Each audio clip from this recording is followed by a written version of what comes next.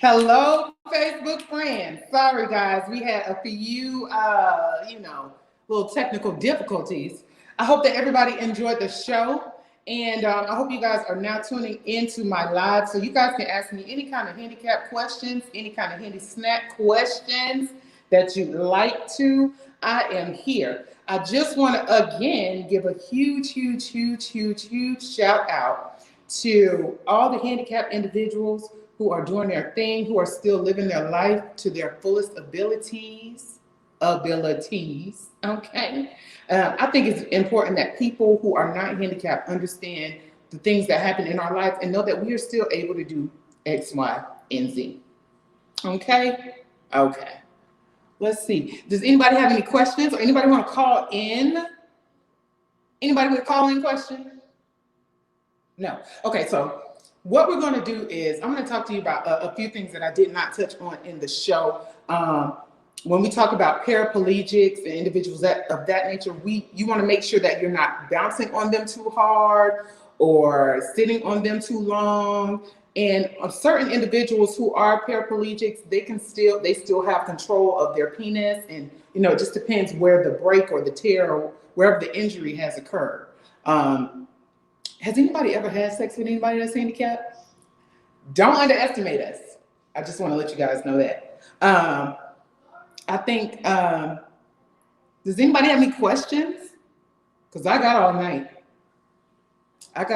Y'all can ask us whatever we want. And just for the record, don't think this handicap thing ain't got no body. Body, y'all see? Body. Okay, all right. Just making sure. I had to let y'all know, okay?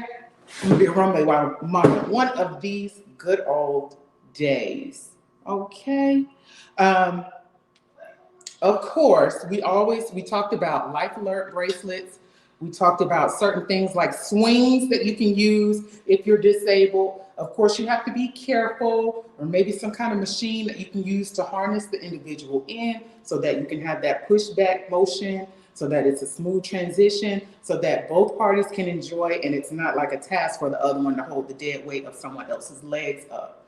That's very important, okay? Also, we talked about people with colostomies. Even people who are deaf. I saw this movie where has anybody had sex with somebody that was deaf? Like, is that different? Like, do they talk? Like, how does that go?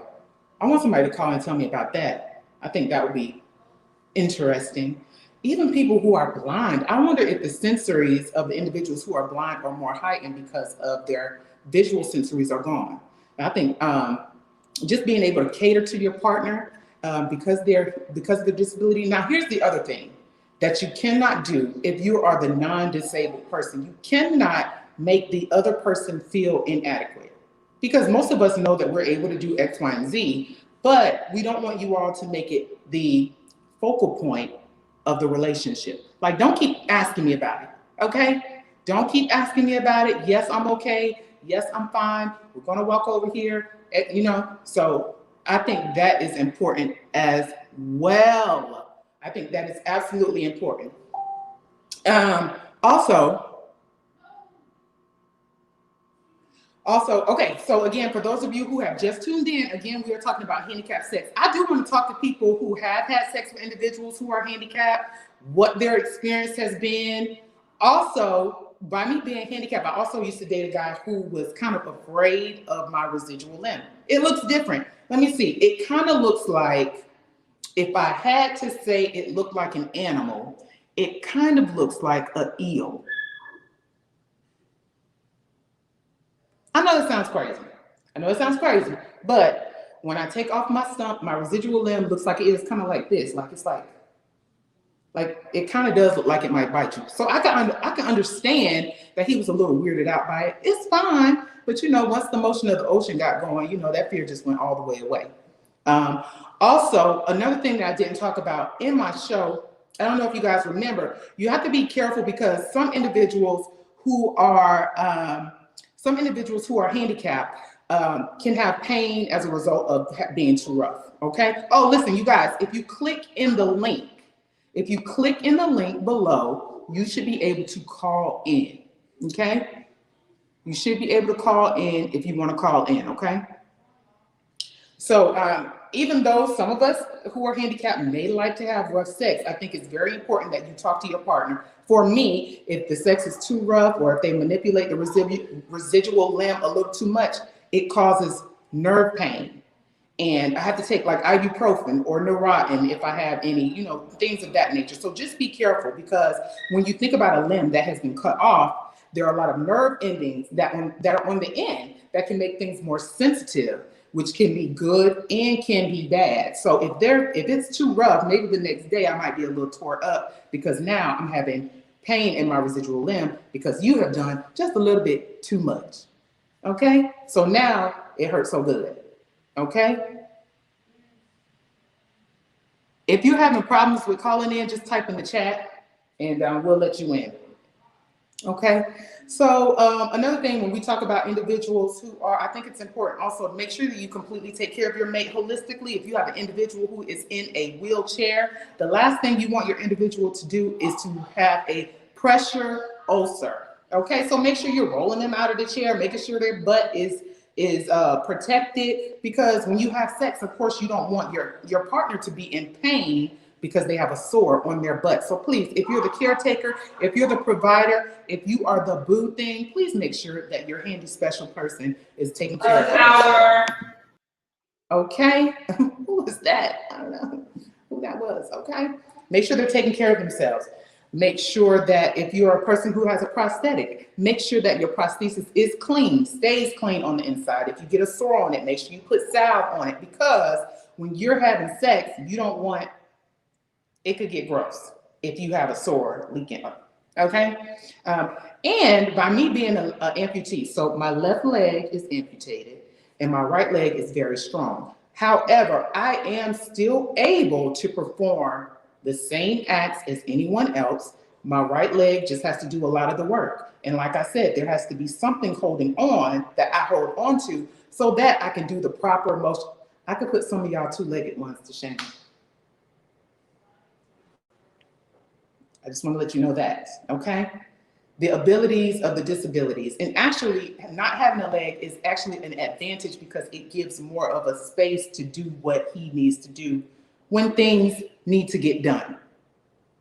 Okay? I just want to let people know, because when you see individuals and you see that they're handicapped, I know the first thing you think about is not sex, but just know we do have sex. We like sex. Sex, especially if you're getting from someone that you love, is going to help to increase the longevity of our lives, to make us, to help increase all of those feel-good hormones within us, okay?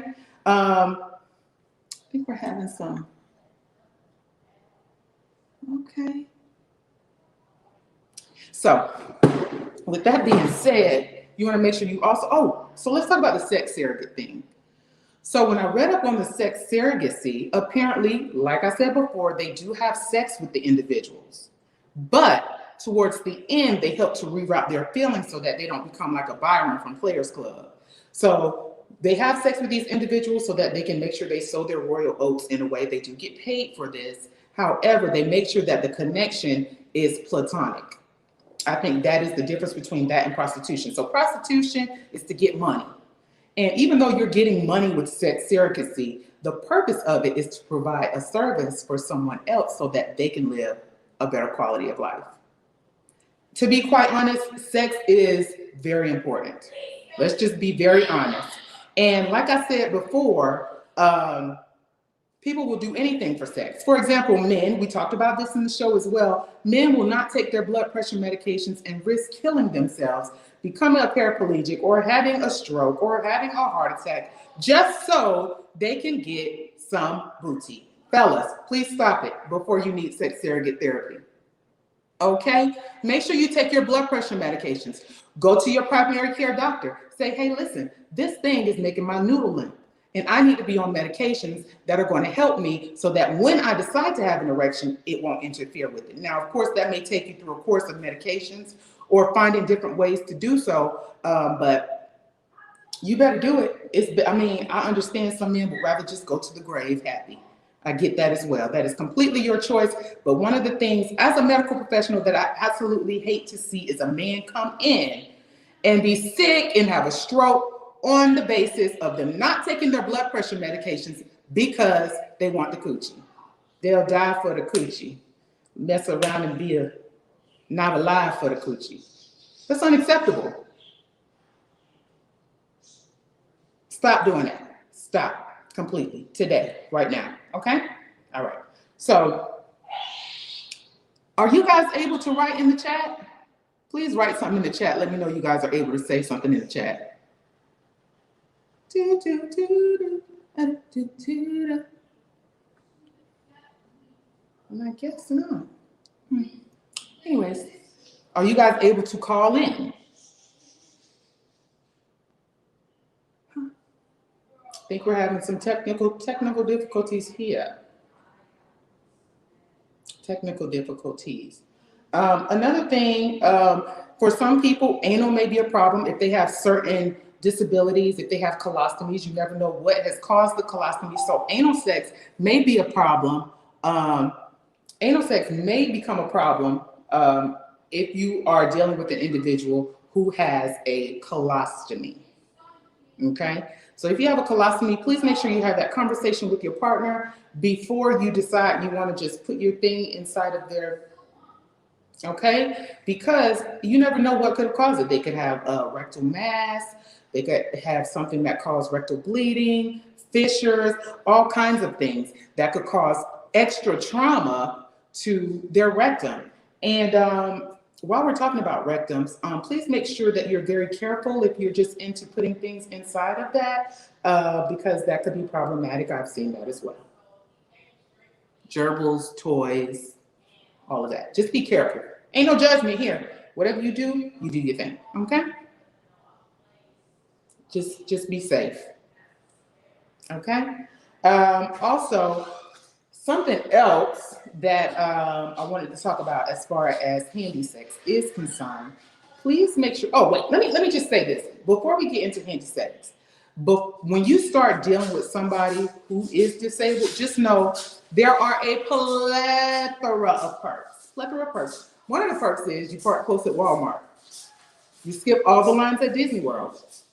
You park close at all of the games, the football games, the basketball games, you name it. You skip the lines at the club. You can't tell me because I know.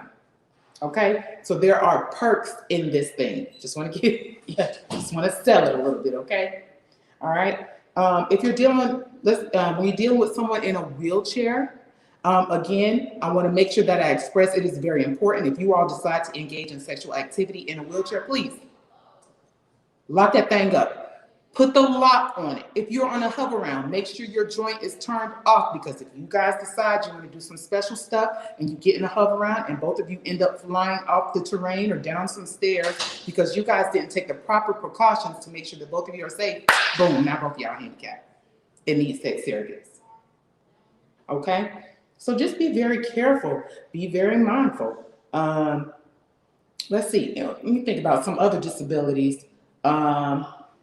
Of course, if you have men who have things like polio, if you have polio and your legs are uneven, for a man to be able to stand up and perform different acts, it may be difficult because his gait is off. You know, you got one foot that's this tall and the other, so it's going to be difficult for him to get the pushing for the motion and the motions for the oceans because his legs are absolutely uneven.